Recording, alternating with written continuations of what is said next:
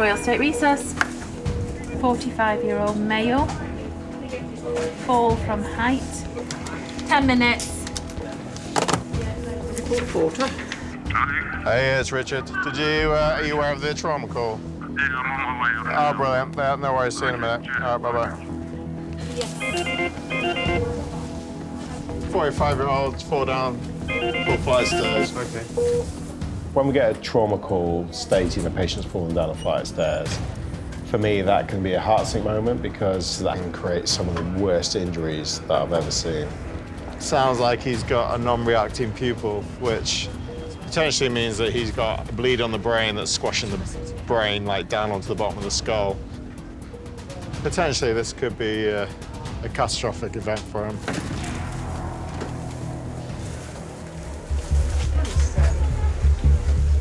How there? Hi there. Is he still unstable? Yes. Okay. We just get him across and then let the airway guys take control of the airway and then we'll get a handover. Yep, okay. Ready, steady, move. This is a 46-year-old gentleman. Unknown time has fallen top to bottom of the stairs, landed on concrete at the bottom.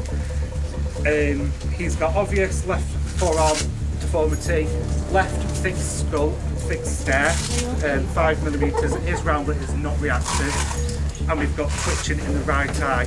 We've got swelling in his left orbital. His obs have been relatively stable throughout. However, his left blood pressure was 81/60. Can we just get a baseline blood pressure? When we find a blown pupil, it can be time-critical indication that this patient's got a catastrophic bleed in the brain.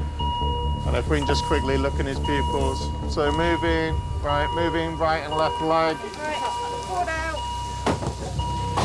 Forward out other side. Very sluggishly reactive. Okay. This is a significant injury. And if we don't do something quick, then this could lead to the patient's death. Hi, it's Richard. Can you protocol CT head for me? So the sooner we can get through the CT scanner and get a definitive answer of what's going on, the sooner we can intervene. Right, everyone ready? We've got a trauma coming through. Priorities, priorities.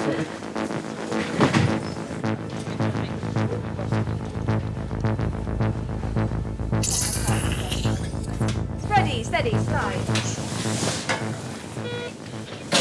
He's got a non-reacting pupil. Yeah, it looks like he's got potential bleed on the brain. The rest of the body? It looks like left forearm fractures potentially. Looks like facial injuries. So worried maybe a bit about the spine.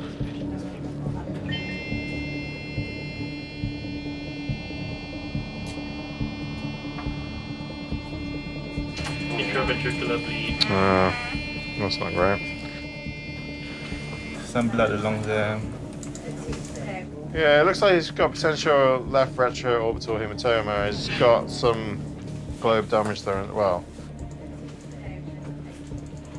So it looks like he's got a little bit of blood here, sort of sat behind the eyeball. And it looks like he's got some facial fractures. The problem with that is if it builds up, it can push the eyeball out, and then it can, if we don't relieve the pressure, it can potentially lead to blindness in that eye.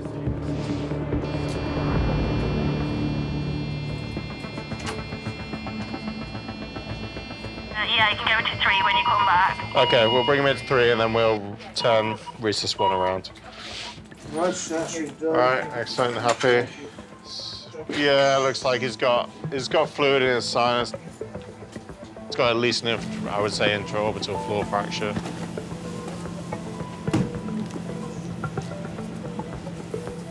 Where the blood is, which is kind of in the middle of the brain, this can be caused from one of the blood vessels in the brain developing into an aneurysm, so where the wall of the vessel gets thinner and it kind of goes into like a little balloon, and then the balloon pops, and that causes blood to pour out, and obviously the brain doesn't like that. We're happy, got everything. At the moment, we're not 100% clear whether he had this balloon aneurysm going on in his brain, which then popped, which caused him to collapse, or whether he's fallen down the stairs, which has given him a brain injury and caused the internal bleeding in his brain. So we'll take him back to Resus 3. This is potentially life-threatening and a good chance that it could be life-changing. So this could leave him with some long-lasting, lifelong effects. At the very least, sort of change in personality, complications to do with the fact that he's had quite a significant bleed sort of within the brain itself.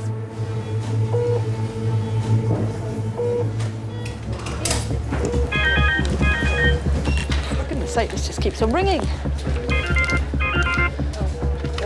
Hello, Resus Royal Stoke. Steady, steady, lift. Is it your ankle or is it just your knee that hurts? Trauma there, trauma here, new trauma. Apparently there's two traumas. Apparently Julie's just taking the call. Jenny, the chap in one, should we try and turn his oxygen down to see what he can tolerate?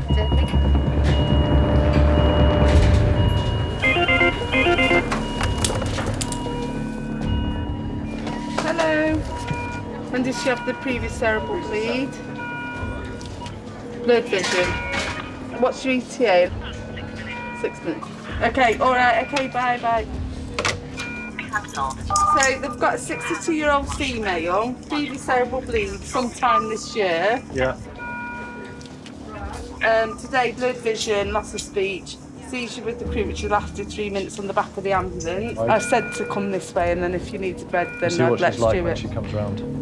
Hello, Jen. I need 2 cubicles for Green Resus as soon as possible. Thank you. The thing with a seizure is some people have them all the time and are known to have seizures, and you're often, after you've had one, you're very sleepy and you can be very drowsy and you can take a little while to recover it.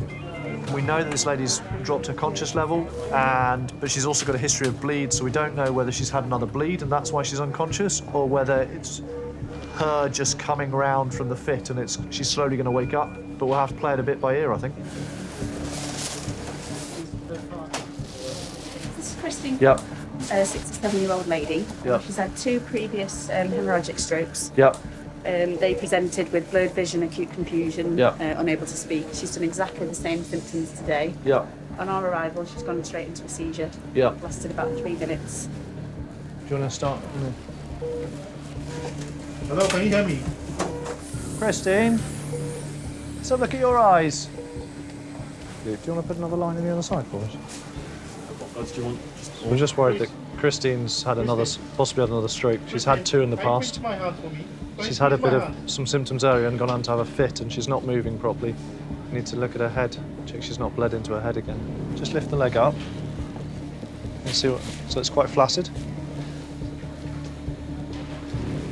It's downward first. There's nothing. Yeah, so there's no reflex there at all. So she's flaccid on that left leg. She's not moving at all, is she? She's not doing anything in response to... That's movement, but not in response to pain stimulus. Right, so just keep this arm straight for me. Hey, you're right.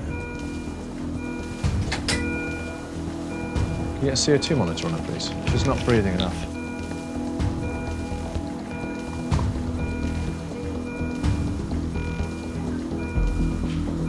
Unless she picks up pretty soon, we're going to have to do something about her airway. I'm just a little bit nervous at this point in time. So although she's breathing, she's not breathing enough to get rid of her own carbon dioxide, so she's not going to wake up.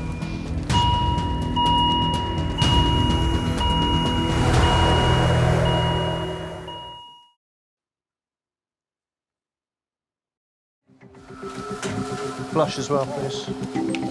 Jade, can you get the vent set up for me? We're going to tube this lady, thank you. She does occasionally groan. Steady, up. Got good air. Oh yeah, cracking air entry. She just keeps stopping breathing. She's not liking her airway, is she? You said CT's ordered? Yes. Protocol? Protocol. So we just need to link in with CT and let them know that she's now vented. Changes things a bit. Because this lady's had a fit, just a bit worried that maybe there is something going on in the head. Maybe she's had a stroke, maybe she's had a bleed, and doesn't appear to be moving one side of the body properly. Excuse me. Watch your back. Excuse me. All the way. Ready, steady, go.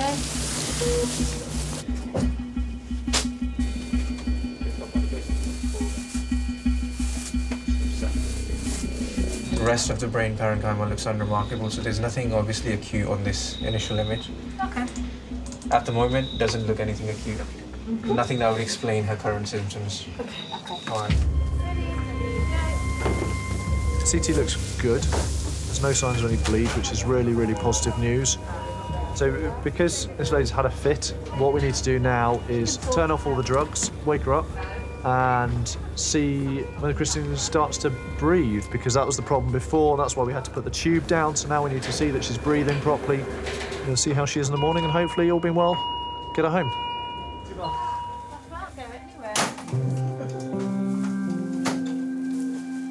Christine, hello, sweetheart. Open your eyes for me.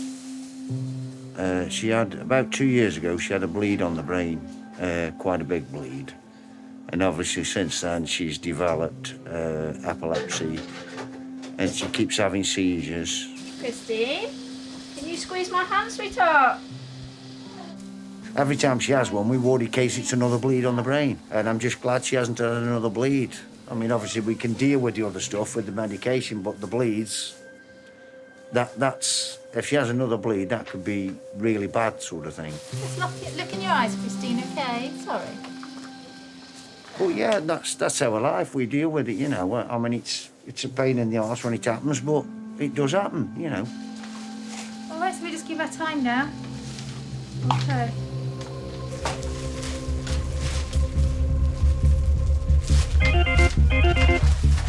Tripped, fallen, got a head injury, then arrested.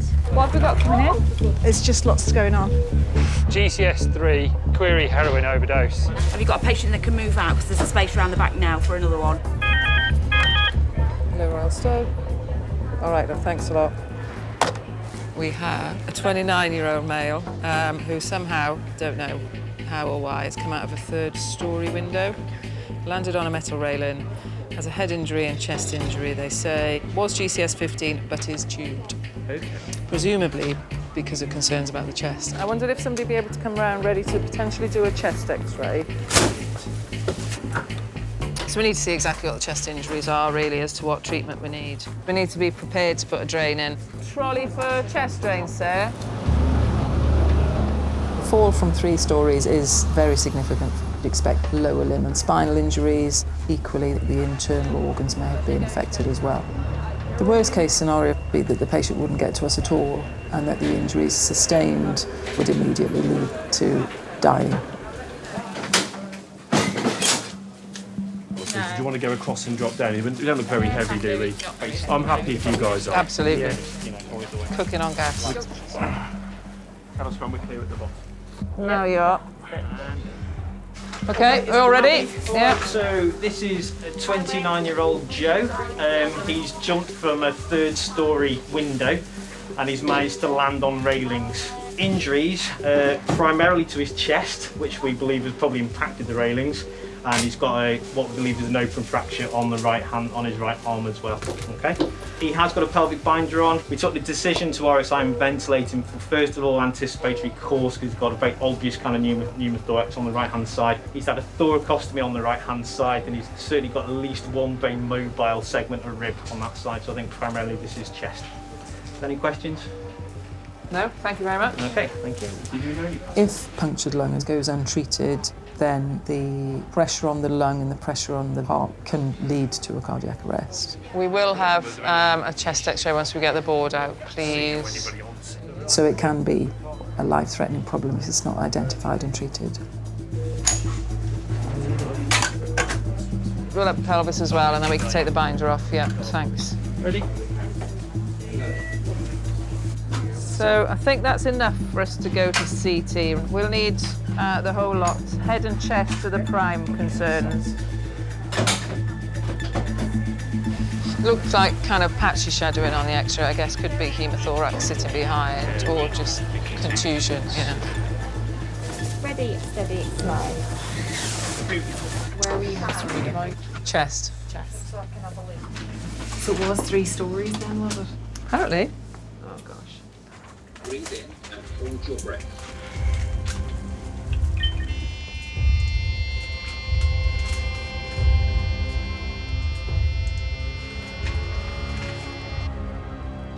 large right-sided hemopneumothorax, and lots of right-sided surgical emphysema, lots of the pneumomediastinum. There's no big bit of blood in his pelvis or anything there. That looks okay. So it's all confined to his chest by the looks of things. Multiple tumors, spot on. Yeah. Okay, on slide. Okay. Yep, ready, steady, slide. Oh, there. Wonderful. So he's got a significant chest injury. So he's got multiple rib fractures, punctured lung effectively with some bleeding around it.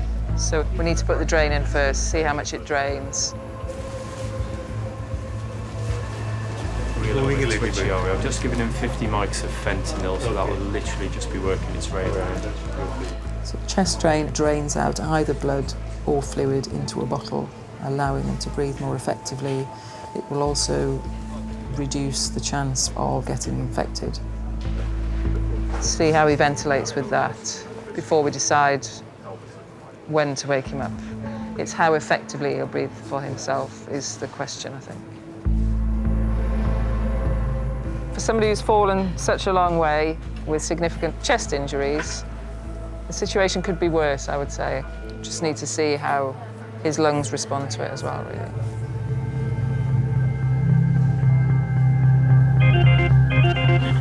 Yeah. Hello, any resource? All right, how long are you going to be? 10 minutes. Can I have that trolley?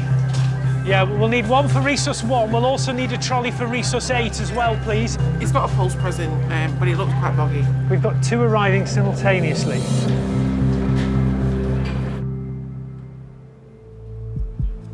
Everybody's thinking of you. We haven't forgotten you. I know you've been in here a long time now. Everybody misses you. Won't be long now. Up until 2 months ago, Mum lived by herself. He used to be a hairdresser, didn't he, years before you retired? But very family orientated.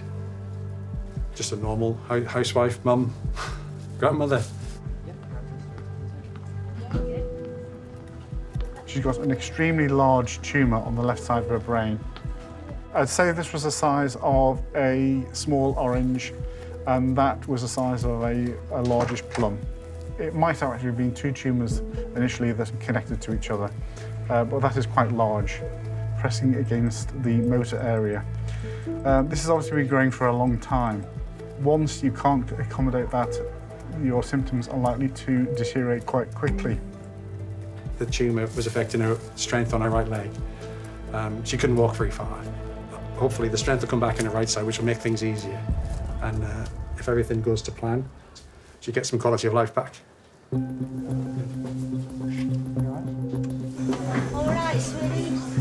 The risk of not doing anything to the tumour is that you will become paralysed down one side of the body and you will eventually go to sleep and not wake up. They are life-threatening conditions if they're not treated. Okay, everyone ready? Get ready, steady, roll. Ready, steady, slide.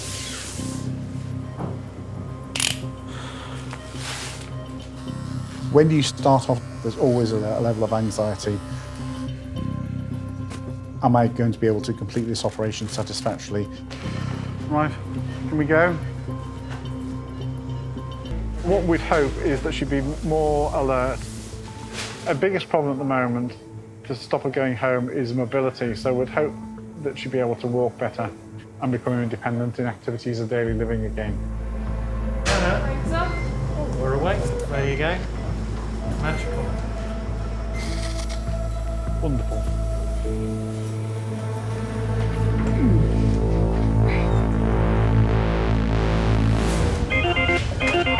Hello, resource. So Zane, we have an 83-year-old male that's collapsed with abdo pain, complaining of lower back pain. So literally found in the middle of the road? Found on the pavement. Okay, yeah. Was witness, hasn't been hit by the car. Yep. Can we have another porter, please, to green resource, thank you.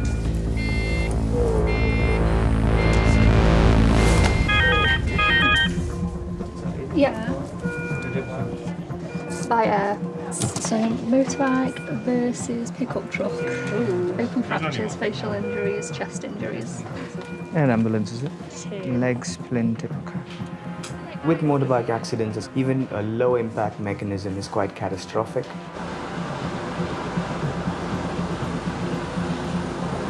be anything from head injuries to neck injuries, chest wall injuries, open fractures, and they're all life-threatening. Everyone ready? Yeah. Okay, ready. Okay, everybody, hand over, please. Good afternoon, everybody. This is Josh. He's a 21-year-old male who was riding a small 125 motorcycle. He's had a bit of a disagreement with a low loader, and he was found apparently in a hedge, so possibly thrown from the motorbike. Both parties travelling at about 30 miles an hour, we believe. Injuries-wise, from top to toe, he's got quite some substantial facial swelling. He does have an open mid-shaft fib fracture.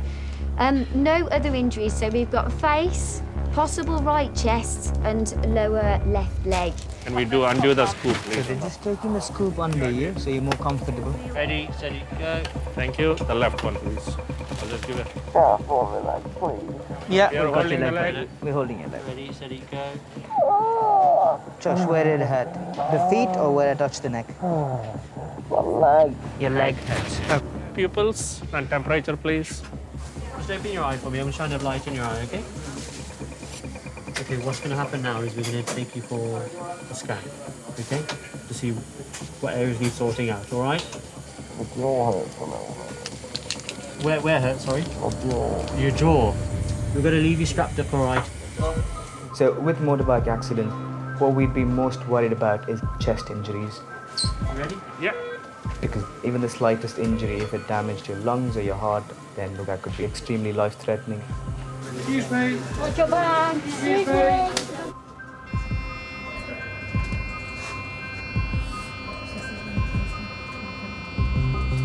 It's a little bit of a contusion on the right anterolateral chest. There's no gross hypertenuation on the plane. Unfortunately, he's got a fracture to his leg. So his right-sided scapula is broken. 2 to 7 ribs are broken with a flail segment in 2 other ribs. So the orthopedic team will now take over his management, which may include surgery and a long road to recovery. Were you in any pain? When you move it. Hopefully we can sort that out now. Okay. Joshua has got a lot of things to recover from. He has a fracture of his scapula, he has facial injuries, he also has his leg injury as well. Your mom is here, okay?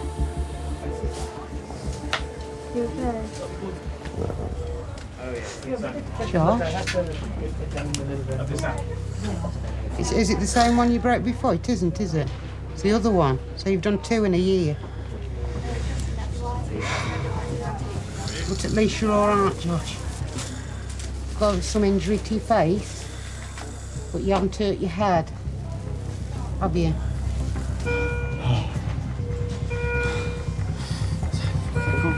It's all right. Yeah, I know you need a drink, huh?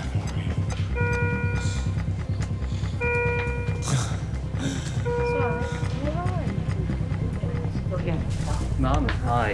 Nice to meet you. I'm Dave Batcher, the orthopaedic registrar on call for today. Yeah. Fortunately, as I told Joshua that he's broken his left leg, the shin bone, about halfway. Unfortunately, with the nature of the injury, that has broken through the skin. So the soft tissue, the skin around the area is a little bit damaged.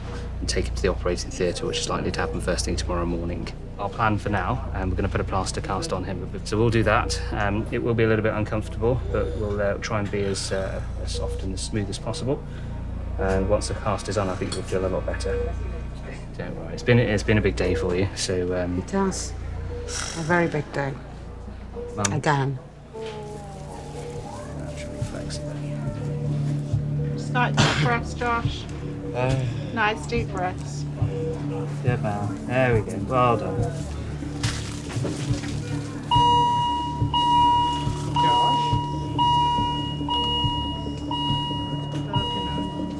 Nice deep breaths, darling. All right, Josh, just going to put a bit of pressure on. Doing well, doing well. Well done.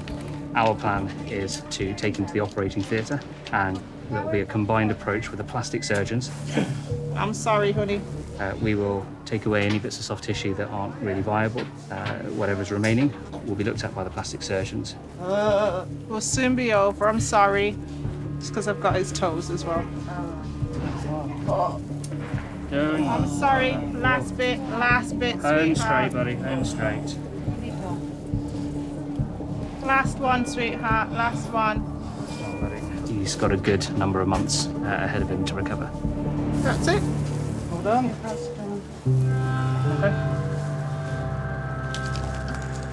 No more motorbikes, Josh. You know, when I heard the air ambulance was coming, I was, well, can't tell you. I thought, not again. That's right.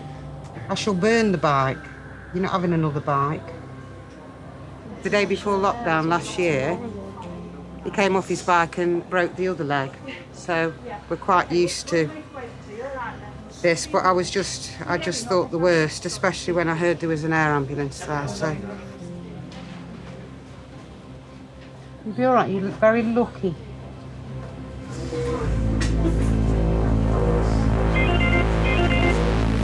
Hi Vicky, it's Eloise in Resus. We've just had a trauma call. It's a 78-year-old male.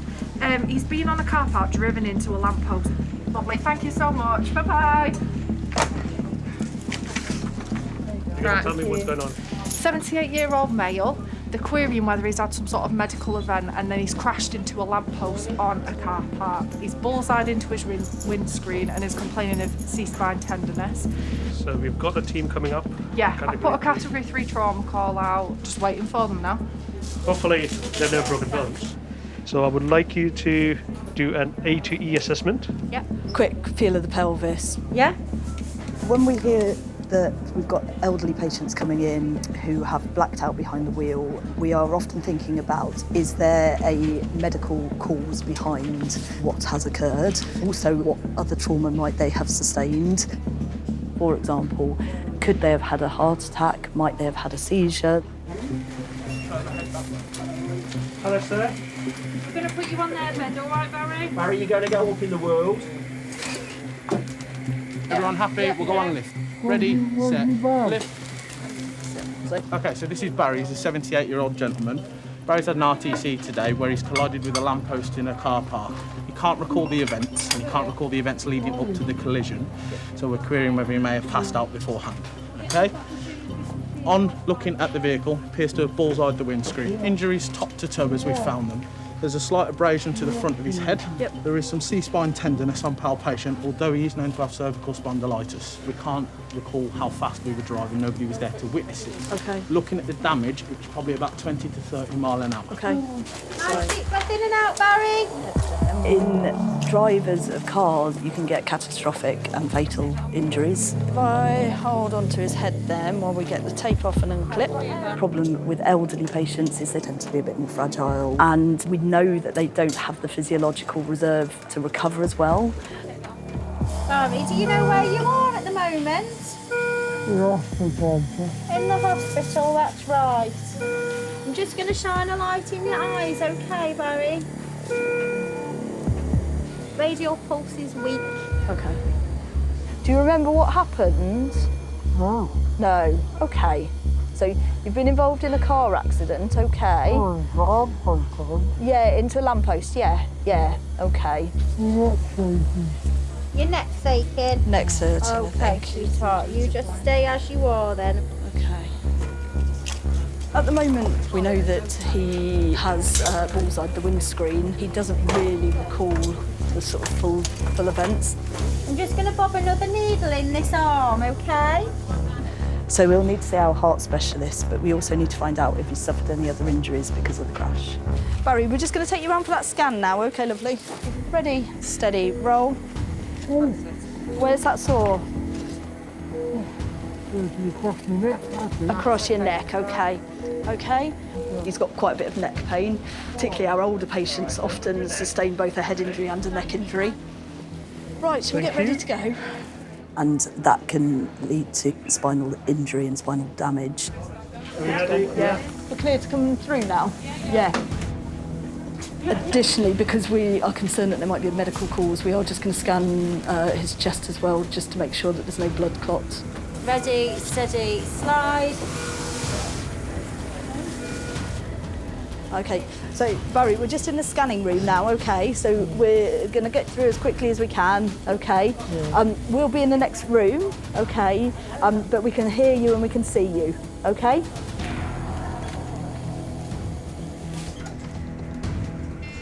We know that elderly patients tend to have far worse outcomes in these sort of accidents.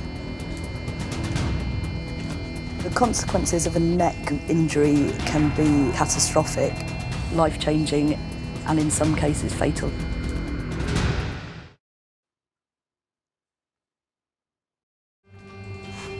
There's reasonable damage to the car, so he's gone into a lamppost.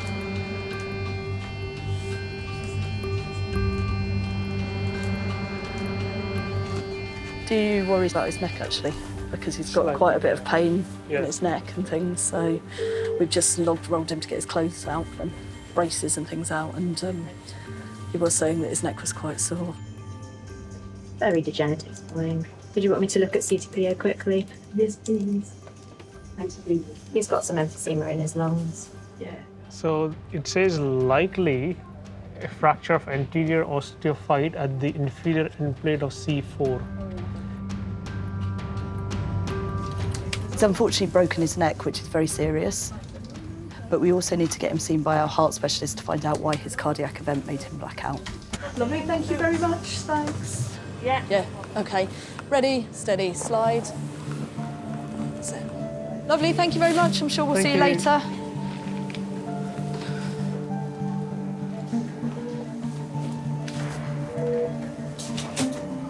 Barry, in the scan report, it looks like you've probably got a break in one of the bones in your neck, okay? But we're just going to get the spinal team to come and have a look at the images, okay? Yeah. And have a look at you as well, all right? Yeah. Okay, all right. Barry's going to be admitted under the spinal team for them to manage his spinal fractures, and then he's going to need some further investigation of his heart disease.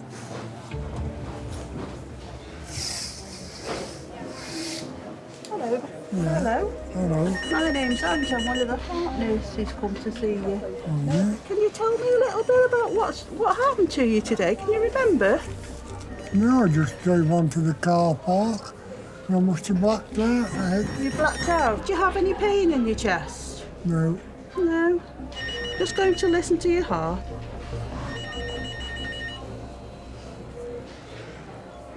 Has anybody ever mentioned to you that you have a heart murmur? No. Have you ever blacked out before today? No. No. Okay, is there anything you want to ask me? Will you marry me? I'm already married. Oh, all right. I don't think my husband would like it. Probably not. Probably not. Okay.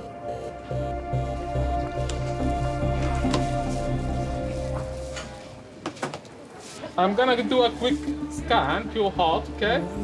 Just to see whether there is anything can help us clarify what happened exactly to you, okay? Barry, I'm going to have to slip this arm out of your gown, okay? I'm suspecting that he may have a tight valve, and that caused the blackout. And hopefully from this scan, we will find out. Thank you. Not too long now, Barry. Push me back. I know. I think I'm going to hold your hand a little bit while you're having it done. That helps. Let me feet warm. Are your feet cold? Yeah. I'll find you some socks in a minute. There's that water bottle. Hot water bottle? I don't think I've got one of them, but I can find you some socks. You're doing ever so good. Won't be long now. You're doing quite well, sir. Almost done. Right. Okay. That's done. I'm going to just wipe some jelly off. Yeah. Oh, for that. Okay, sir. what I found in this scan, that there is a suggestion that one of the major valves of your heart is tight. And if that happens, that may lead to blackout. Yes. Okay?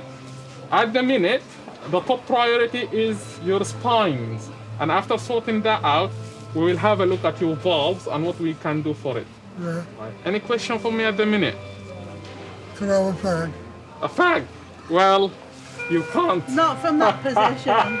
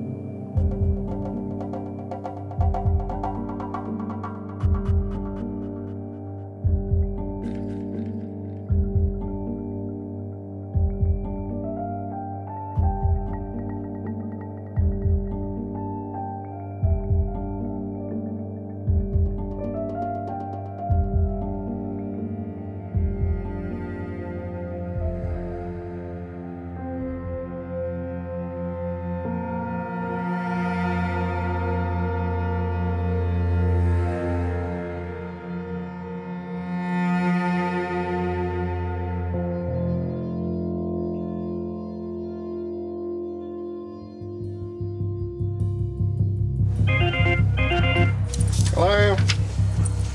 Cheers, bye-bye. Two serious traumas coming in at the same time. They're coming in by convoy. They'll be here in about 10 minutes. I'm wondering if you could take one of them. 3A road head-on collision. 48-year-old female. She's a driver of one car. The driver of the other car is a female in her 60s. If the patient's not dead by the time that emergency services get there, you really have to worry that this patient's going to have multiple things wrong with her.